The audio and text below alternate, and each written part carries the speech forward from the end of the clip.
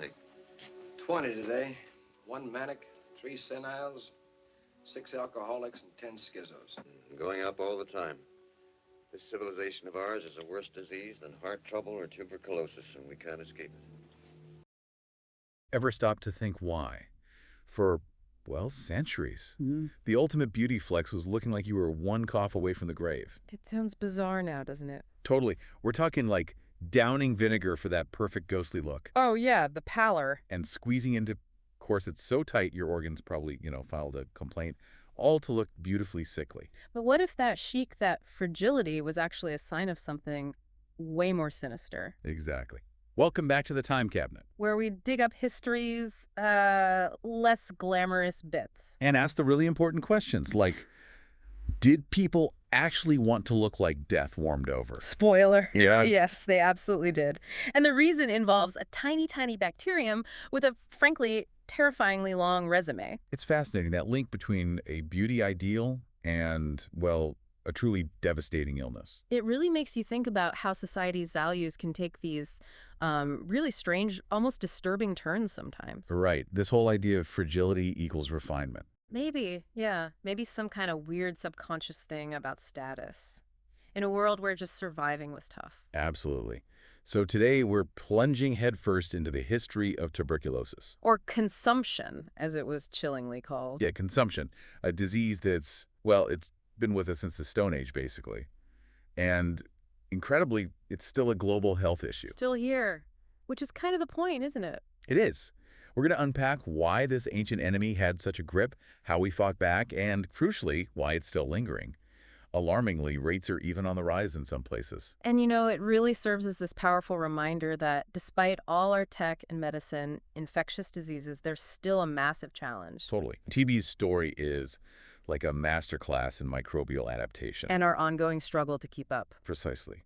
So we've dug through, well, centuries of accounts, ancient medical texts, modern scientific reports, you name it. Trying to piece together the whole story. Yeah, our mission, if you will, is to figure out why this disease had such a chokehold, how we managed to push back, and what the future looks like in this, ongoing battle. And it raises a big question for you listening, right? In this age of medical marvels, why are we still dealing with a disease we've known about for millennia? It's quite sobering when you think about the scale. It really is. Sobering is putting it mildly. Get this.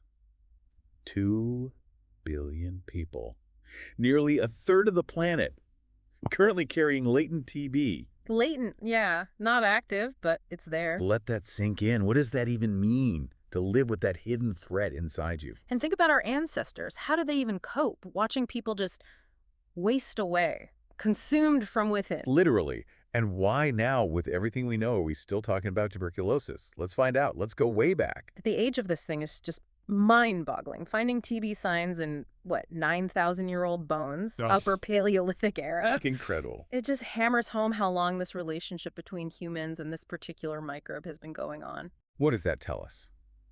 About its adaptability, maybe? Definitely suggests incredible adaptability over thousands and thousands of years. Men of our medical battalions worked 2 days and nights binding wounds and giving medications. But for advanced cases of starvation and tuberculosis, there were often no cures. The survivors are shown being evacuated for treatment in Allied hospitals. Okay, fast forward. 10th century AD.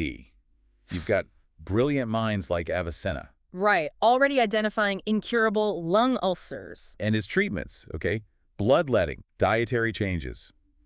Sounds a bit rough. Standard for the time, though. True, but the diet part, it kind of echoes modern advice, doesn't it? It does, surprisingly. Supportive care. And then there was Leon, another physician. What do you suggest? Barley porridge, fruits, fish. Pretty sensible, actually. Almost like they knew nutrition was key, even back then.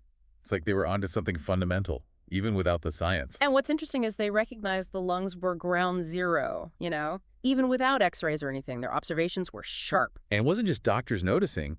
TB wove itself into society.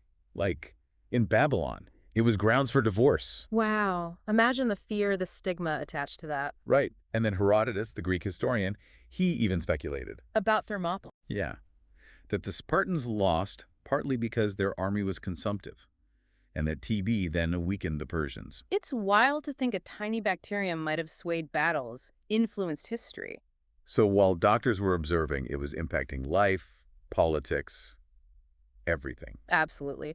Disease wasn't just personal tragedy. It could shift power balances, affect military outcomes, big picture stuff. And that name, consumption, it's so visceral. It paints a horrific picture, doesn't it? Wasting away, sometimes really fast. And it wasn't just the lungs, which is terrifying. It could attack almost any organ, Yeah. except, weirdly, hair and nails. Yeah, pretty much everywhere else was fair game, which naturally led to these huge outbreaks, especially in Europe. The physical reality must have been just awful, these caverns forming in the lungs. Leading to the bloody cough. Yeah, imagine seeing that. And skeletal TB, with pus-filled holes, fistulas in the bones. It's grim, a really stark reminder of what this disease did before we could treat it effectively. It's hard to even imagine. In ancient Russes, they called the final stage evil dry sickness. I don't blame you for strangling me. I'll never say it again. Thanks. And the treatment. Oh boy. Smoldering embers. Subjecting patients to that. It just screams desperation, doesn't it? Utter powerlessness. Even Grand Prince Sviatoslav Yaroslavich apparently went through it. These extreme measures just highlight how little they understood and how desperate they were for anything. Even if it probably caused more suffering. Europe really bore the brunt for centuries, didn't it? These massive epidemics. The Great White Plague, that name alone. And it lasted 2 centuries, 1605 to the 19th century, killing 1 in 7 people infected. Staggering numbers. And it wasn't like other plagues that came in waves. This was just constant, a slow burn of suffering. Yeah, its sustained impact is what's so striking. It shows how contagious it was and how little they could do. And you'd think, okay, 20th century, things must get better.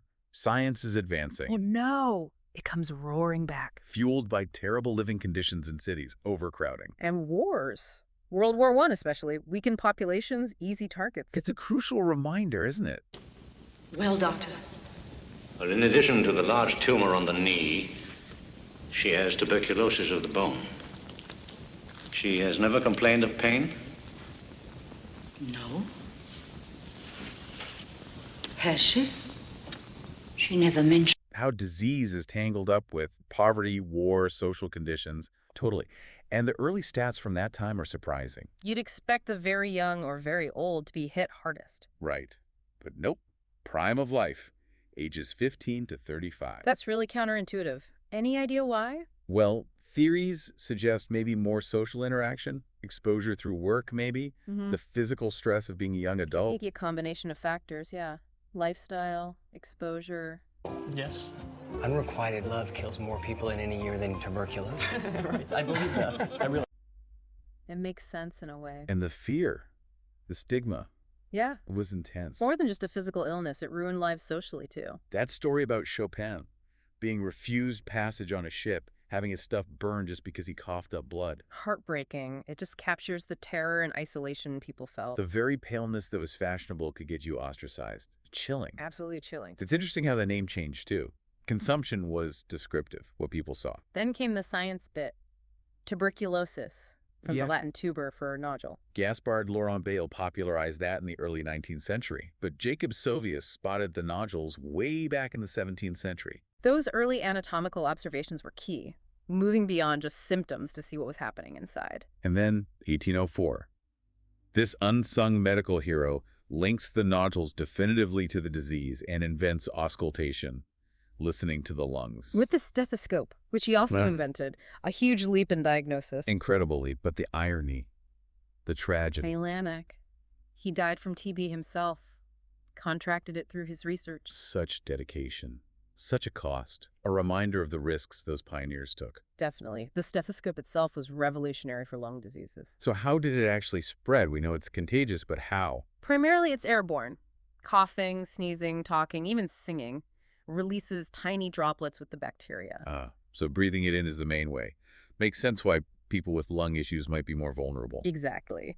Then there's foodborne, much rarer, like unpasteurized milk from an infected cow. Yeah, okay. Contact through skin lesions is possible, but again, rare. And rarest of all is mother to fetus, intrauterine transmission. Knowing those routes was vital for public health, right? Yeah. Figuring out how to stop it. Absolutely. Airborne being the main one points to things like ventilation, hygiene, avoiding close contact with sick individuals. Proving it was infectious took that Slightly weird guinea pig experiment in 1865 by Dr. Tuet. A bit unsettling, yeah, but crucial evidence.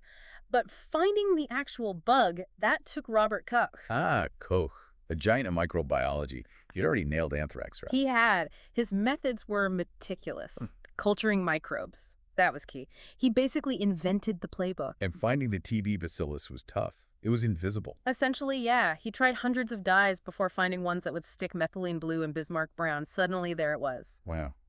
Must have been an incredible moment. Monumental.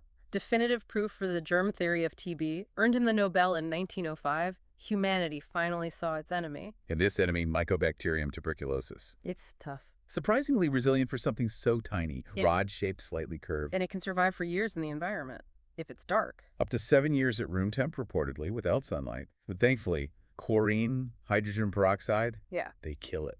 That resilience explains why it hung around in communities for so long. But vulnerability to disinfectants gave us weapons. Exactly. And Koch didn't stop there. He developed tuberculin. Right, the extract from killed TB germs. He thought it could be a vaccine or a treatment. He hoped so. Tested it on himself, his assistant, who later became his wife, actually. Oh, really? But it didn't work out as a cure. No, sadly. Didn't provide immunity. And it was actually quite toxic. Some people even died from it. A big disappointment for him. Yeah, must have been. But it wasn't a total dead end, was it? No, because while it failed as a treatment, it turned out to be incredibly useful for diagnosis. Ah, the skin tests. That's where tuberculin found its true calling. Exactly. Led to the Perquet test in 1907, then the Mantoux test, the injection one we still use. And the principle is clever. Yeah. If you've met TB before, your immune system reacts more strongly to the tuberculin. Shows prior exposure. And, hey, fun fact, you can get the Mantoux test wet. It's the older Perquet scratch test you couldn't. Good to know. So these tests were a big step for public health, early detection. Massive step. Allowed for earlier intervention, even if the treatments weren't quite there yet. Right, because that's the frustrating part, isn't it? Early 20th century, we can find the bug, we can test for it, we can even see lung damage with X-ray. X-rays came in 1895, yeah, another diagnostic tool. But effective treatments, still missing. Still elusive. So TB was still rampant, affecting everyone. Prime Minister Disraeli, Kafka, Monet's wife Camille. And in Russia, officials saw it hitting industrial workers hard.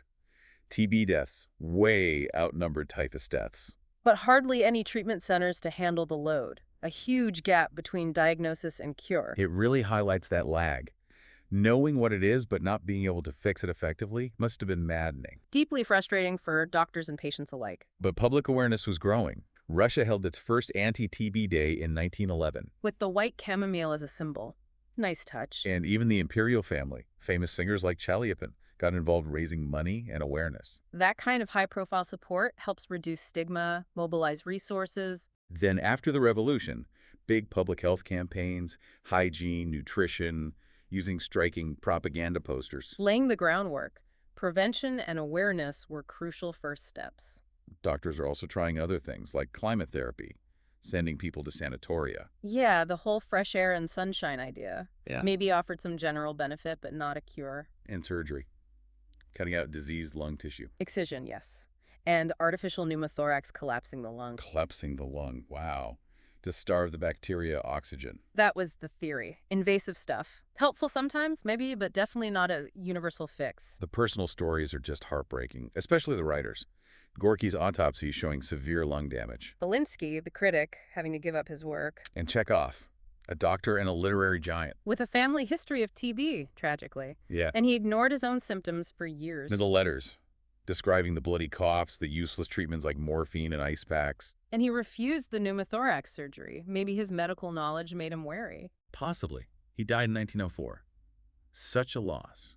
His accounts give such insight into the patient experience then. Invaluable insight, yeah. The suffering, the limited options, the agonizing choices. But then, finally, a turning point. The BCG vaccine, 1921, Calmette and Guérin in France. A huge leap in prevention, especially for kids. Monumental. And then the other big one. Streptomycin, 1943.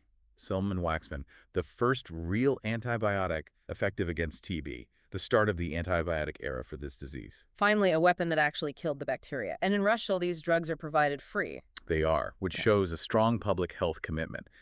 But TB treatment isn't simple. No, you have to stick to it religiously, don't you? For months. Absolutely, because the bacteria are masters at developing resistance if you don't complete the full course. BCG and streptomycin changed everything. But drug resistance, that became the next big challenge. And it still is a huge challenge. Which brings us to places like Irkutsk in Russia. Right, they produce a massive amount of Russia's anti-TB drugs. Over half. And they're actively developing new ones, like Thiria, imimethylparid perchlorate. Bit of a mouthful. Yeah.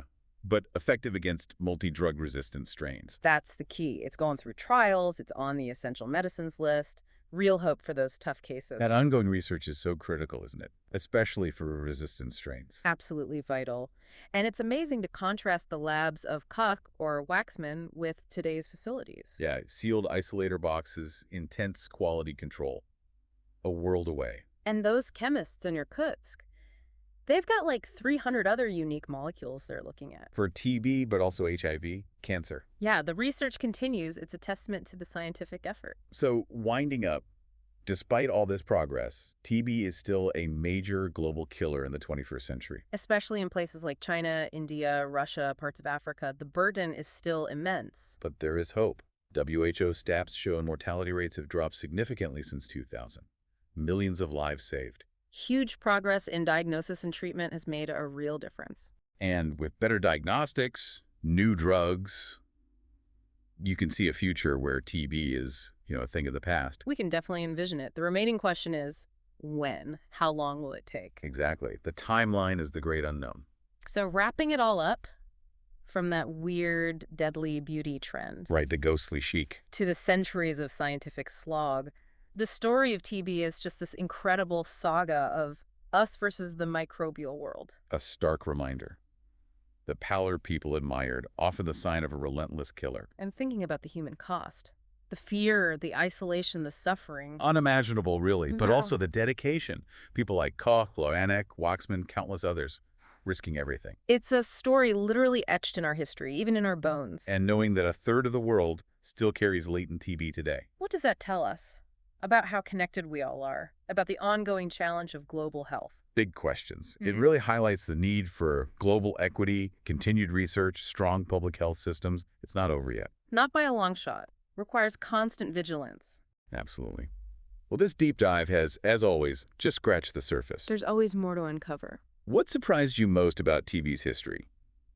Or are there other historical diseases you'd like us to tackle? Let us know. Yeah, head down to the comments. We love hearing what you're curious about. Let's keep this conversation going.